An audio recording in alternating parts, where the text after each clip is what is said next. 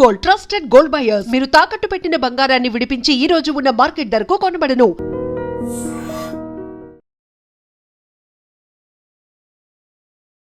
Welcome to iDream. నేను ఉదయశ్రీ. ఇవాళ మనం మాట్లాడుకోబోయే టాపిక్ ప్రేమకు సంబంధించింది కాదు, పెళ్లికి సంబంధించింది. ఇంతకుముందు అమ్మాయిలు ప్రేమ పేరుతో మోసపోయేవారు, అబ్బాయిలు ప్రేమ పేరుతో అమ్మాయిల్ని మోసం చేసేవారు.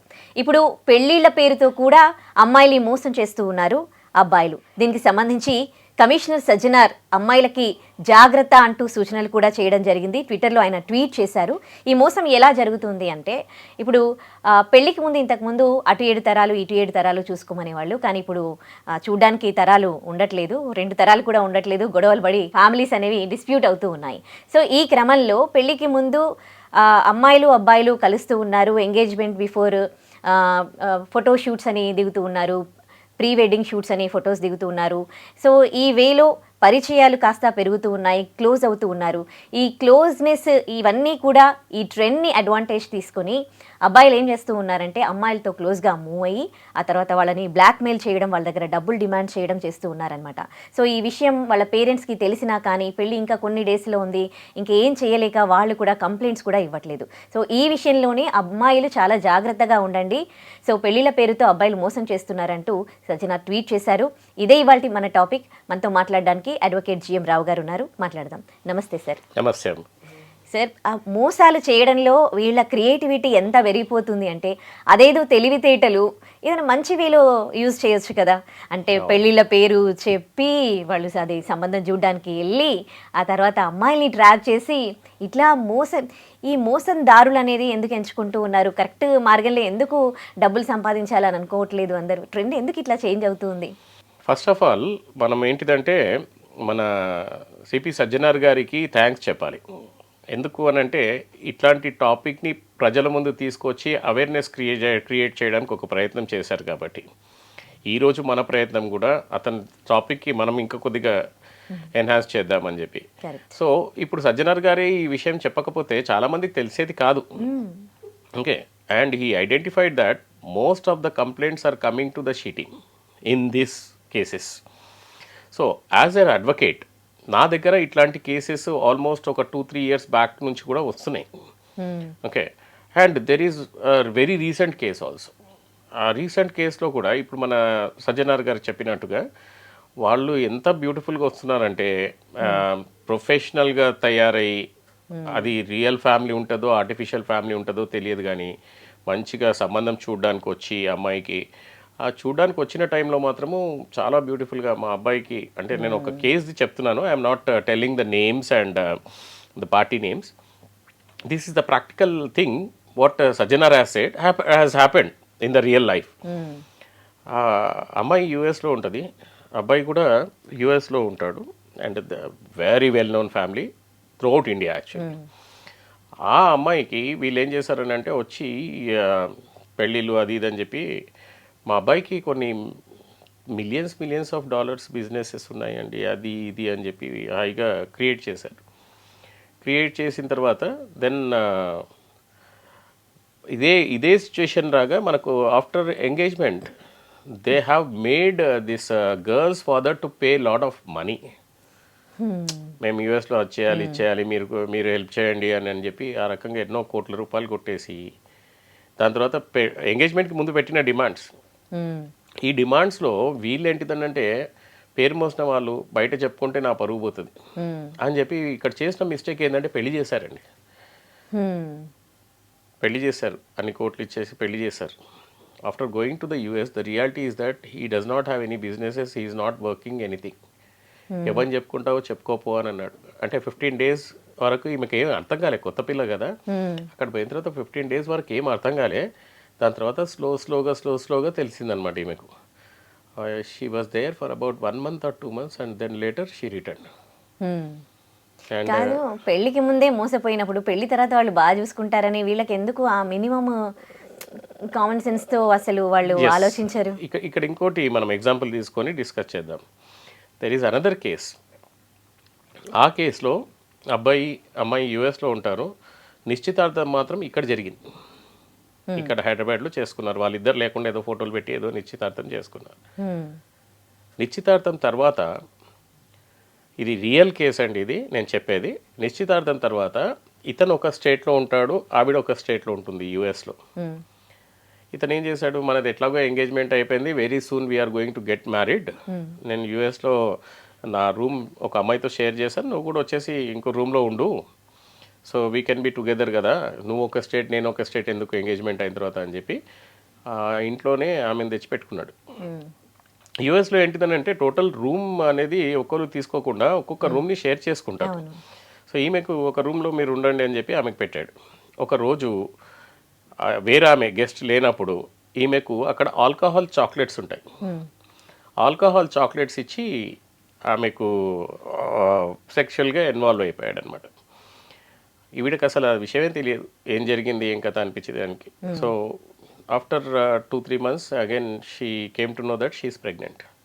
ఇతనే తీసుకెళ్ళాడు హాస్పిటల్కి. తీసుకెళ్తే హాస్పిటల్లో ప్రెగ్నెన్సీ కన్ఫర్మ్ అయింది.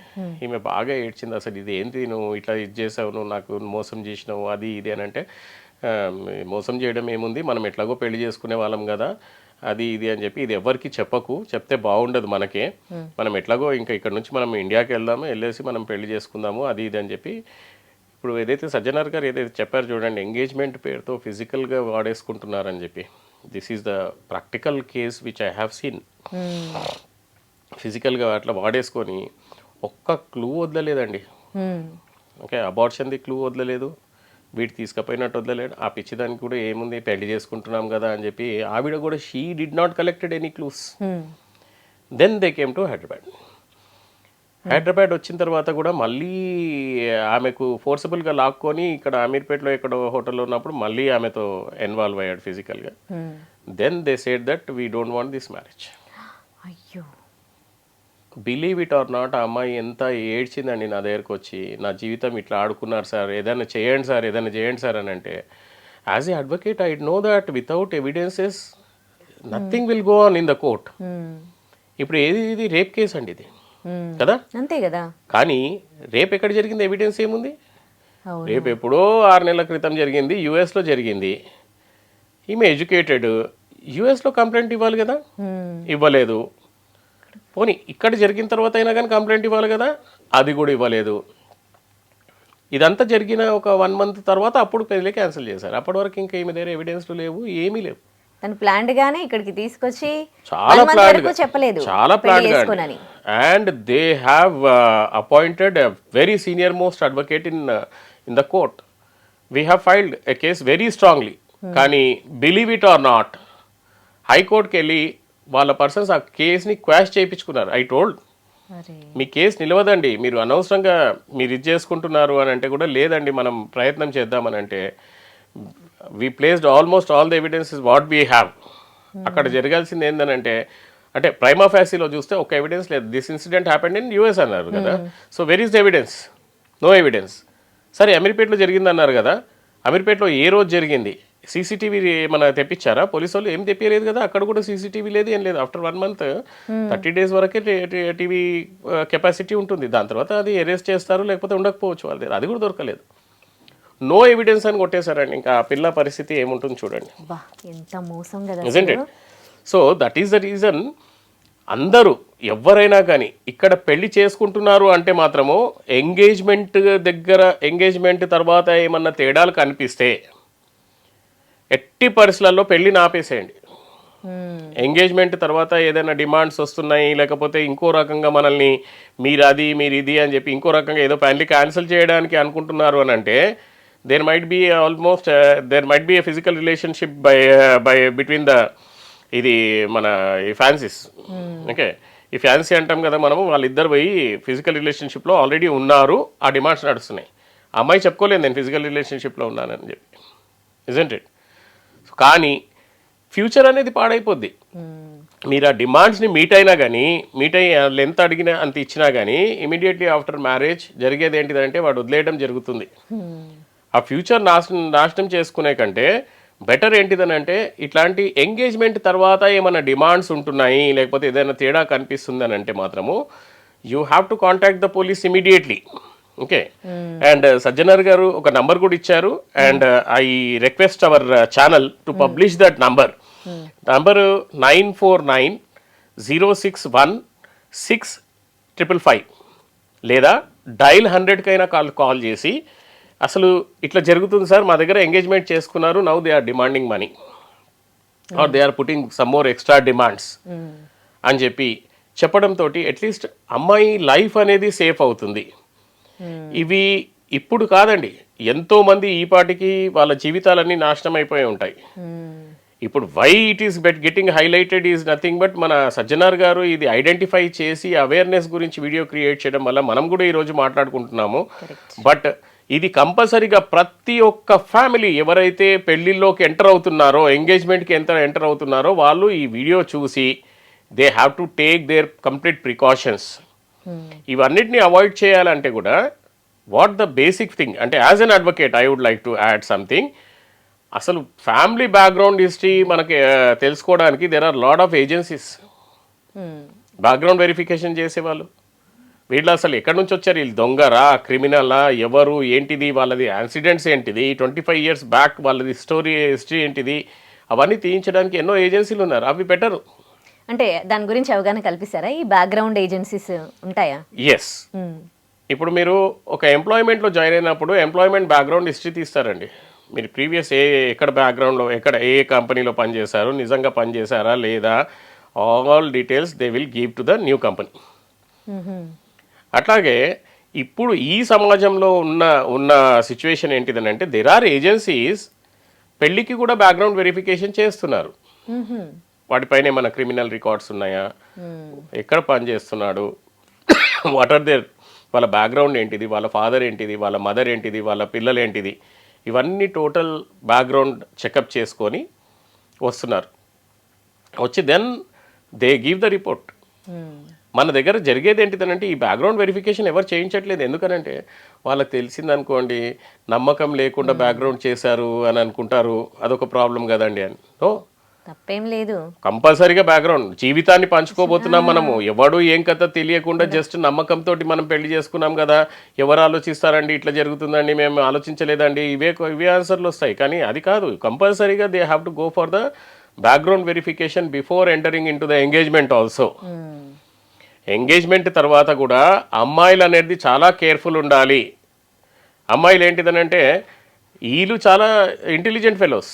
వీళ్ళు ఏంటిదంటే అమ్మాయికి ఎంగేజ్మెంట్ తర్వాత మోస్ట్ ఆఫ్ ద కేసెస్లో ఏంటిదంటే they are creating an emotional bond with that girl. Correct. Emotional bond create చేసుకొని they are getting into this physical relationship. అప్పుడు ఎంత హర్ట్ అవుతుంది అమ్మాయి, ఇటు మ్యారేజ్ చెడిపోతుంది ఎట్లాగో, and she will be the అంటే ఆమెనే కాదు మొత్తం ఫ్యామిలీ సఫర్ అవుతుంది.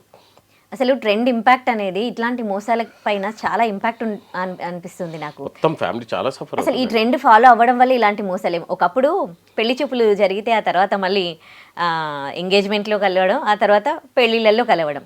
కానీ ఇప్పుడు ఎంగేజ్మెంట్ అయిందంటే ఎంగేజ్మెంట్ కోసం ఫోటోషూట్స్, ప్రీ వెడ్డింగ్ ఫోటోషూట్స్. ఈ ప్రీ వెడ్డింగ్ ఫోటోషూట్స్ కూడా చాలా క్లోజ్గా పిక్స్ దిగడము, వాళ్ళతో ప్రీ వెడ్డింగ్ షూట్ అని వేరే వేరే స్పాట్స్కి వెళ్ళిపోవడము. సో ఈ క్రమంలో వాళ్ళు క్లోజ్ అయిపోతూ ఉన్నారు. అసలు ఈ ట్రెండ్ ఇంపాక్ట్ చాలా ఉంది అనిపిస్తుంది. చాలా అండి. ఇంకా కొన్ని ఇప్పుడు ఇంకా ఇది ప్రీ వెడ్డింగ్ షూట్ ఎట్లా అయిపోయిందో ఆ రకంగానే ఇప్పుడు మనకు మ్యారేజ్కి ముందే వీళ్ళు హనీమూన్ ట్రిప్ కూడా ప్లాన్ చేసుకుంటున్నారు. పెళ్ళికి ముందే బయట వెళ్ళేసి ఫిజికల్ రిలేషన్షిప్ చేసుకొని రావడం. సో ఇక్కడ తప్పు ఎవరిది అని అంటే ఇద్దరిది తప్పు అవుతుంది. ఎందుకనంటే అమ్మాయి she must be very careful. అమ్మాయి నాజుగ్గానే ఉంటుంది. ఆవిడకి ఏదో ఎమోషనల్ బాండింగ్లో పెట్టేసి నా లైఫ్ ఇతనే కదా, ఎందుకు ఇది చేయాలి అది ఇది అని చెప్పి ఆవిడే ఇదైపోతుంది. కానీ అట్లా కాకుండా మీరు అన్నట్టుగా మీరు ఎంగేజ్మెంట్ తర్వాత ఓన్లీ ఎవ్రీథింగ్ ఆఫ్టర్ మ్యారేజ్, అక్కడ మ్యాక్సిమం అవాయిడ్ అవుతాయి. And second thing, immediately after engagement if there is any suspecting things which is happening, let us break the marriage instead of going with the marriage. Pay చేయకండి, వాళ్ళ demands ఉంటాయి. పెళ్ళికి ముందు నాకు కట్లం అవసరం లేదని చెప్పి నా ఉన్న కేసెస్లలో తర్వాత లేదండి నాకు సడన్గా ఇప్పుడు అవసరం పడింది, we need 75 lakhs, I will pay you back అని కూడా అంటారు. అల్లుడే కదా, ఇంకా పే బ్యాక్ అని అన్న తర్వాత మనకు అంతా కూడా లేకపోతే ఏంది అని చెప్పి ఇచ్చేసిన క్వశ్చన్స్ కూడా ఉన్నాయి. అది ఇవ్వకపోతే పెళ్ళి ఆగిపోతుందేమో. సాఫ్ట్గా హార్ష్గా కాదు, నువ్వు 75 లక్షలు ఇవ్వకపోతే నేను పెళ్లి చేసుకున్నాను కాదు, లేదండి నాది కొన్ని $millions ఆఫ్ బిజినెస్, దాంట్లో పాటు ఇప్పుడు నాకు సడన్గా 75 lakhs ఇట్లా అవసరం పడింది, please can you arrange it అని అన్నాడు అనుకోండి, అంతే అల్లుడే కదా ఇంకేం చేస్తాం, మనకు కూడా పరువు ఉంది, మనం అరేంజ్ చేయాలని చెప్పి అరేంజ్ చేస్తాడు. దాని తర్వాత బ్రేక్. It happened. ఇప్పుడు ఆ కోటి వాళ్ళు ఎట్లా ఉన్నారంటే, ఇప్పుడు మాకు అమౌంట్ వద్దు, ఏమొద్దు, కనీసం డైవర్స్ వస్తే చాలు. ఇప్పుడు ఆ డైవర్స్ ఇవ్వడానికి కూడా వాడు ఇయ్య అంటాడు. That is also another torture కదా. ఇప్పుడు ఎవరైనా కానీ లాస్ట్కి కావాల్సింది ఏంటంటే వాడి దగ్గర నుంచి డైవర్స్ కావాలి. ఆ డైవర్స్ కూడా టార్చరే కదా. వాడు నేను ఇయ్య అంటాడు divorce, that will go for about 5 years. So ఇక్కడ ఫ్యామిలీ ఎంత సఫర్ అవుతుంది చూడండి మీరు. ఒక అమ్మాయి లైఫ్ మొత్తం ఎగిరిపోతుంది. So they have to take all the precautions. మళ్ళీ నేను చెప్పేది ఏంటిదంటే, సజ్జనార్ గారు చెప్పిందే, ఏమన్నా తేడా కనిపించినా ఎక్కడైనా కానీ సస్పెక్టింగ్ మీకు కనిపిస్తే మాత్రము కాల్ ద పోలీస్ ఇమీడియట్లీ. అంత పెద్ద నంబర్ మనం ఇందాక చెప్పింది అది గుర్తు లేకపోతే డైల్ 100 ఇట్లా జరుగుతుందని చెప్పేసి, then most of the families అనేది సేఫ్ గార్డ్ అయిపోతుంటాయండి. సార్, మీరు ఆధ్యాత్మికంగా కూడా చాలా విషయాలపై మాట్లాడుతూ ఉంటారు కాబట్టి, ఈ అమ్మాయిలకు సంబంధించి అబ్బాయిలతో కంపేర్ చేస్తే అమ్మాయిలు చాలా ఎమోషనల్గా, చాలా తొందరగా ఒక రిలేషన్షిప్లోకి వెళ్ళిపోతారు. ఎమోషనల్గా వాళ్ళు చాలా వీక్ ఉంటారు. ఎందుకు అట్లా? అది ఇంకొక ఇంగ్లీష్ దాని ప్రకారంగా, మన దీని ప్రకారంగా చూస్తే అమ్మాయి మూన్ నుంచి, అబ్బాయి దీని నుంచి అని చెప్పేసి వీనస్ అండ్ సంథింగ్ అని అంటుంటారు. అమ్మాయి నేచరే అట్లా ఉంటుందండి. ఆవిడ కొద్దిగా వీక్గా, ఎమోషనల్గా, దాని గురించే కదా ఈజీగా పడేయడం ఏంటిది. ఒక అమ్మాయికి నువ్వు చాలా అందంగా ఉన్నావు అని చెప్పి 4 సార్లు పొగిడితే చాలా ఆమె గాల్లో ఉంటుంది. అంటే మీకు అంటున్నాను కాదు, అమ్మాయి పాపం నేచర్ అట్లా ఉంటుంది. అంటే తొందరగా బిలీవ్ చేస్తారు. అంత ఇప్పుడు అబ్బాయిలాగా కాదు. అబ్బాయిలు ఏంటంటే కఠినంగా ఉండి దే వాంట్ టు ఇది ప్రాజెక్ట్ లైక్ టఫ్నెస్, కానీ అమ్మాయిల దగ్గర అట్లా ఉండదు. ఎంత టఫ్ చూపెట్టినా కానీ లోపల నుంచి వాళ్ళు చాలా సాఫ్ట్గానే ఉంటారు. సో దీన్ని ఇప్పుడని కాదండి, నేను చూసేది ఏంటిదని అంటే, బిలీవ్ ఇట్ ఆర్ నాట్, నాకు ఇప్పుడు మీరు మాట్లాడుతుంటే నాకు ఒక ఇన్సిడెంట్ గుర్తొచ్చింది. When I was in graduation, that is I'm talking about 89 or so. మా అక్కడ ఎదవాళ్ళు ఉండేది కాలేజ్లో, వాళ్ళు మాట్లాడుకునేది అనమాట.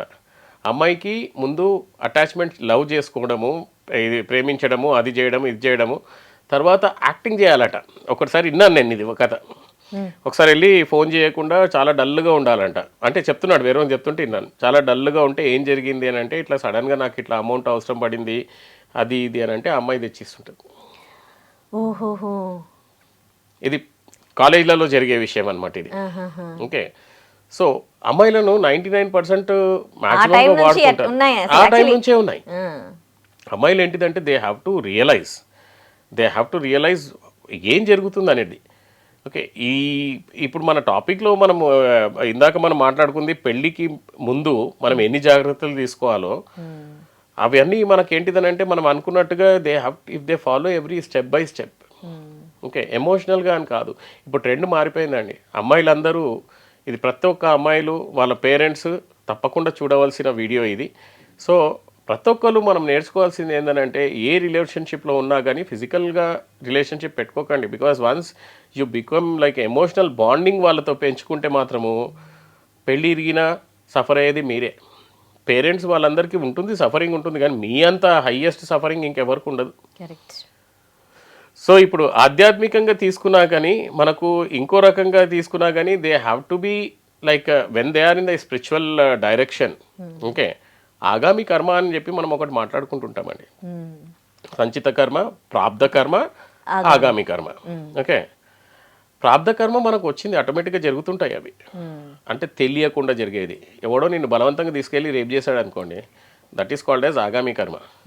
నువ్వే విల్ఫుల్గా ఫిజికల్ రిలేషన్షిప్లో ఎంటర్ అవుతున్నావు అనుకోండి, that can be called as ఆగామి కర్మ కదా. ఎవరో ఒకళ్ళు బలవంతంగా తీసుకెళ్ళి రేప్ చేశారంటే దట్ ఈస్ ప్రాప్త కర్మ. మన ప్రాప్తంలో ఉంది, జరిగింది అనుకోవచ్చు. That is not in our hands, అదేదో జరిగిపోయింది. కానీ ఇక్కడ ఏంటిది, ఎంగేజ్మెంట్ విల్ఫుల్ గా పోయి చేస్తుంటే that is nothing but it is creating ఆగామి కర్మ, ఇజంట్ ఇట్? అంటే మనం మాట్లాడుకున్న కర్మ సిద్ధాంతం ప్రకారంగా కొన్ని కర్మలు ఇదే భూమి మీద మనకు రిజల్ట్ ఇస్తాయి. ఓకే, కొన్ని కర్మలు మనకు నెక్స్ట్ బర్త్లో ఇవ్వచ్చు, కొన్ని కర్మలు ఇంకో బర్త్లో కూడా ఇవ్వచ్చు. కానీ కర్మ అనేది ఎవ్రీ యాక్షన్, దానికి న్యూటన్ లాస్ ప్రకారంగా every action will have a reaction అన్నట్టు, మనం చేసే ప్రతి కర్మకు రిజల్ట్ అనేది కంపల్సరీగా ఉంటుంది. ఇప్పుడు మీరు చేసేది 99.99%, ఇప్పుడు కర్మ సిద్ధాంతం ప్రకారంగా అనాలిసిస్ చేస్తే ఆధ్యాత్మికంగా ఆవిడ చేసింది ఆగామి కర్మ. ఆవిడకి తెలుసుకొని చేసింది, అది ప్రాబ్ధకర్మ కాదు, ఏదో బలవంతంగా ఆమె మీద జరిగింది కాదు. ఈమె ఇక్కడే భరిస్తుంది కదా. She has to suffer a lot. She her self is ruining her life. మొత్తం ఆమె లైఫ్ని ఆమెనే డిస్ట్రాయ్ చేసుకుంటుంది. Isn't it? అంతే.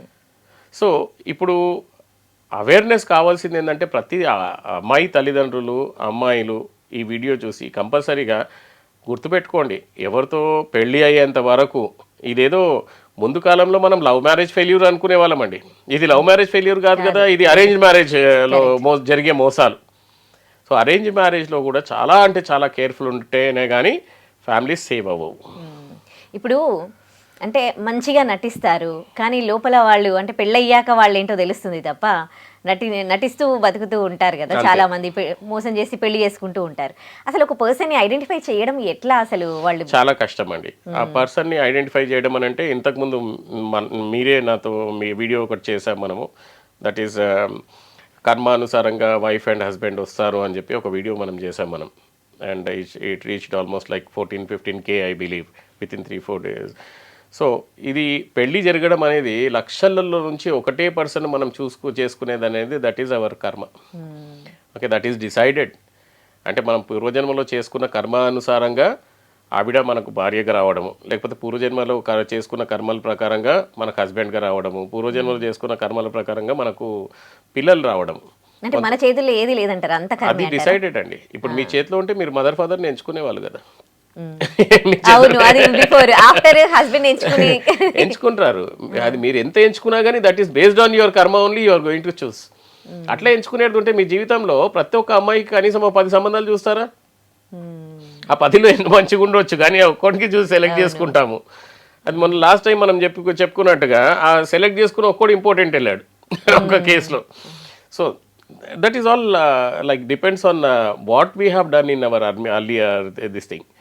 నేను ప్రతి వీడియోలో ఒకటే చెప్తానండి, the moment when you understand this philosophy of karma and runanubandham, so we have to prevent the agami karma. మన చేతిలో ఉన్నది ఆగామి కర్మ, ప్రారంభ కర్మ నుంచి తప్పించుకోలేం. Isn't it? ఆగామి కర్మ నుంచి తప్పించుకోవడానికి మనం ప్రయత్నం చేస్తే you will be happy. I'm not saying completely you will be happy if you understand the karma philosophy. Whatever the prarambha karma is also, ఏదైతే ప్రారంభ కర్మ ఉందో that also you will enjoy. Yes, this is my act which I have done in my previous life. ఇప్పుడు నేను అనుభవిస్తున్నాను. So when there is acceptance అప్పుడు మీకు problem ఉండదు. When ever there is a rejection అప్పుడే ఫ్రిక్షన్ స్టార్ట్ అవుతుంది. ఇది నాకు వద్దు, నాకు ఇష్టం లేదు అన్నప్పుడే, మనకు ఇష్టం లేని పని చేస్తున్నాము అంటేనే మనకు చేయలేము మనం. అంటే అక్కడే ఫ్రిక్షన్ స్టార్ట్ అయ్యి మనం మెంటల్గా డిస్టర్బ్ అవుతుంటాము. But when you take it accepted, like నా జీవితం ఇది ఉంది, నేను యాక్సెప్ట్ చేస్తున్నాను, వెళ్ళిపోతున్నాం అంటే దెర్ ఈస్ నథింగ్, బాధపడం, మనం హ్యాపీగా ఉంటాం. కరెక్ట్, చాలా బాగా చెప్పారు sir. Thank you so much. Thank you. నిజంగా ప్రస్తుతం ఉన్నటువంటి సమాజం దేనికి ప్రయారిటీ ఇస్తుంది? ఆర్థిక సంబంధాల చుట్టూ మాత్రమే తిరుగుతుంది. మళ్ళీ ఎన్నికలంగానే చాలా విరక్తి కలుగుతున్నాం. మంచి అనిపిస్తుంది కదా, లేడీస్ కూడా ఛాలెంజింగ్ జాబ్స్ చేసినప్పుడు చాలా బాగుంటుంది.